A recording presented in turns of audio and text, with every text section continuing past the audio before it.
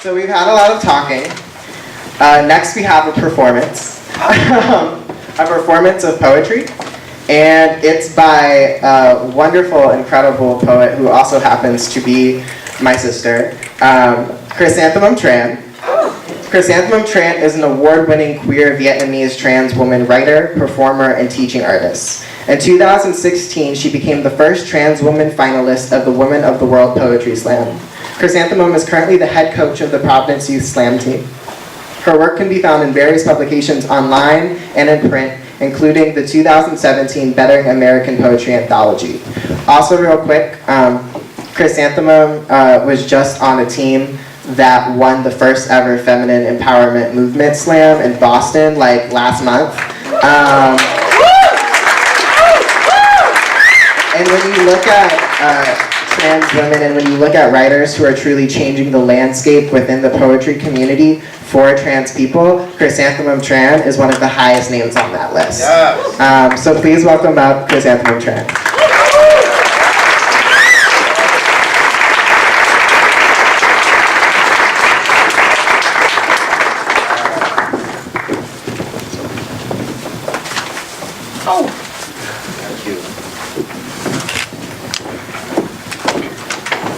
Alright, I really have no business being up here tonight. I'm not that important. I'm not that deep. There's a cuter dog than me right there. You have no business listening to me tonight. But I guess I'll begin. I'm going to do 2 poems tonight. I'm going to start off with a story that I have about calling my father last night. I came out to my father last year on my birthday, and that was the most life-changing experience of my life. For 21 years, I had kept that part of my life a secret from him. Although, like, he knew because parents know. But he told me how, so I was outed to my family by one of my cousins. And I don't talk to my family anymore except for my father and my sister. I haven't seen them in maybe like 3-4 years now. I have no plans on seeing them ever again. My grandfather is in his 80s. He's a refugee from Vietnam. He's been through some shit. And when my cousin showed my grandfather photos of me as like a feminine trans woman, he only called me a word that broadly means gay in Vietnamese. And this is a word that is a slur, but it means more than just gay. It has a century of history that has been rooted in French colonialism. Now, this word was not a word that my people had until the French came over to Vietnam and made it their country. And so when I think about how my grandfather sees me, a millennial trans woman, all he can think of is this word that was invented by the French 200 years ago, and that's the only word he can use to describe the sin that I am. And so I think really deeply about how language informs the way we think, that years from now, we may not know the history of every word we know. Shit, I don't know most of these words, you know? Dictionary's not my best forte. But these words are impacted by how we think about gender, how we think about our bodies, how we think about what makes us human.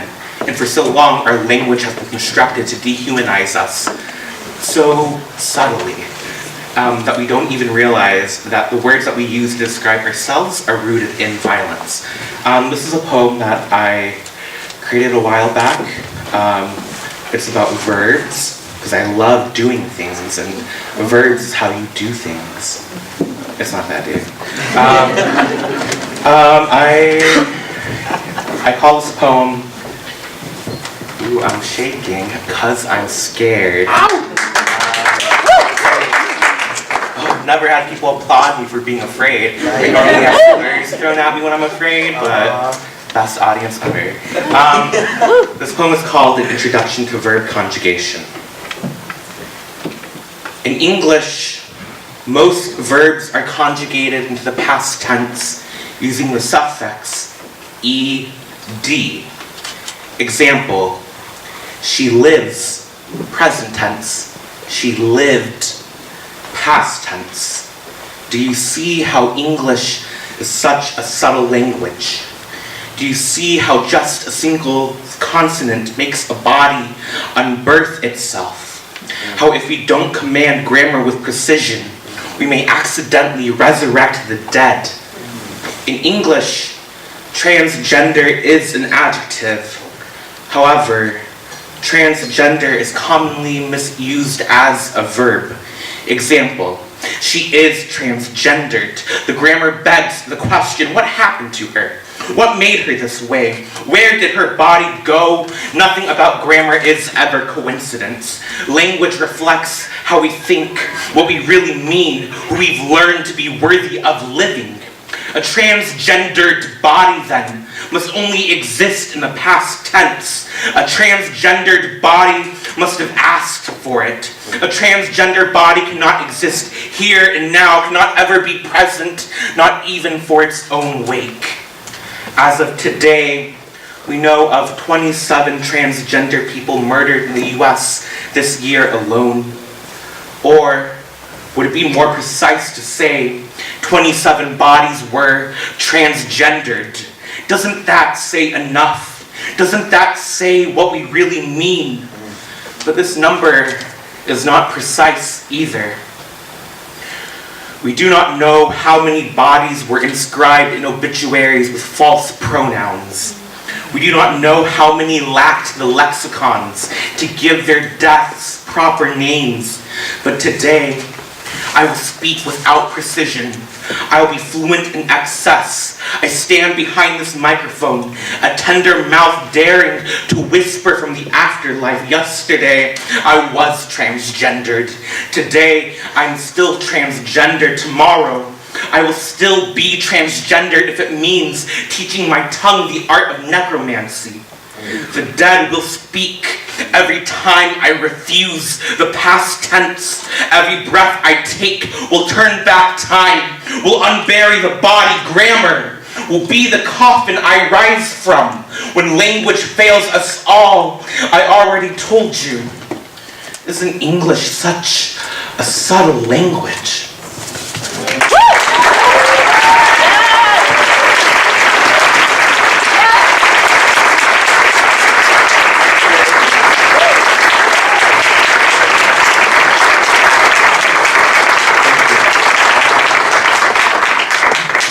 So my relationship with my family is tricky because it's, I don't know, my family ain't shit, but when I think about how my father has really been there for me, I would never want to say that my father is the person who saved me. My father is the person who made sure that I, as an Asian American, as a Southeast Asian trans woman, have survived this long. It wasn't my father, in fact. I owe my survival to a legion of black women, to a legion of lesbians, to a legion of brown women and disabled women, and poor women, and trans people who have been there supporting me when I had nothing to call my own, when I had no family to call my own. I will always say that my blood family is not the family that I was born into by coincidence. My blood family is the people that I would bleed for. That makes us blood family, because we would spill blood to make sure that each of us lives. And so when I think about who's really been there for me since day one, I think about this bitch. So he just said that I just won this feminine poetry slam. It's the first all-femme poetry slam. And what Z conveniently left out is that Z also won. So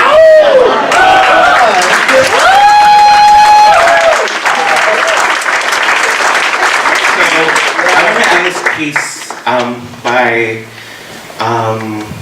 gonna end this set by talking about how this poem that we're about to do together came to be. It was after the Supreme Court legalized same-sex marriage.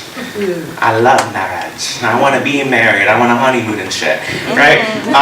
But when I think about how everyone was talking about how love is love and love prevails, I was like, y'all don't love us enough to make sure we live. You love yourselves enough to make sure you can go to fucking London and shit, riding on elephants in different countries and shit, but you don't love the people enough who really need the love.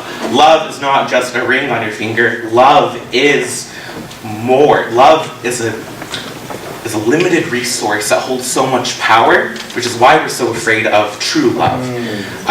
And so this is a poem about love. Well, not actually love, because I just said all what I just said. I'm going to welcome to the stage Justice.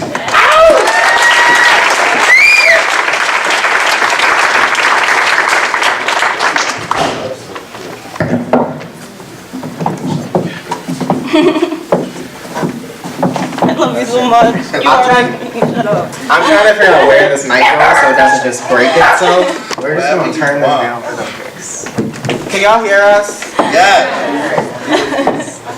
Well, I can. I don't want to speak for everybody else.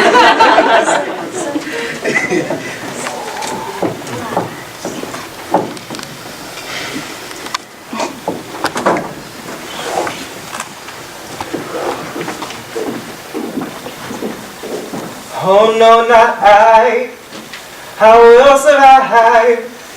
Oh, as long as I know how to love, I know I'll stay alive. I've got all my life to live, I've got all my love to give, and I'll survive. I will survive. Yesterday, the LGB movement forgot the tea. Maybe after their honeymoons, they'll come back for us. For every float down Main Street, Another nameless body parades with it. but hasn't love won? Isn't love just love? My queer stayed home last night. And wasn't that a revolution? A hashtag that failed to trend. Some Americans have so much pride for this country. They'll fight for us to load the ammunition, even though our bodies house bullets. My gender taught me how to be afraid. But my black, Brown skin taught me how to make a profit. So leave my body in the street tomorrow. Pepsi would pay a lot for this kind of sugar. What's a girl like me to the movement? if not always ready to fight for, sister? If not loudmouth, inconvenient pronouns. Every morning, I add to this unending litany of names. I'm always grieving. Growing my sister's names into gardens. Sometimes it's just carnal. The way we find family in dark corners, bent toward each other's light, blooming red honeysuckle. To the family we have found, We have not forgotten your blood. it's okay that for a night, We held each other. called it church, prayed to ourselves. Love wins when we resurrect each other, even while we're still alive. Death, we refuse you. We breathe, sweat, strut, paint survival on our faces. Our love transcends marriage. Is more important than This country ever will be. our love isn't pride. It is power. A tear gas canister cocktail. We speak with every language, through every death, threat. Our love is a home-cooked meal. A warm bed for all our sisters. We take every building back. Every girl, butch and femme, now has a place. We pave the streets with lavender. Shatter all the windows. Wear the glass like armor. We dance so hard, your cities fall to their knees. Beg us for forgiveness. We love without permission. The same way we will survive. Go on now, go. Walk out the door. Don't turn around now, 'cause you're not welcome anymore. Weren't you the one who tried to hurt me with goodbye? Did you think I'd crumble? Did you think I'd lay down and die? Thank you so much.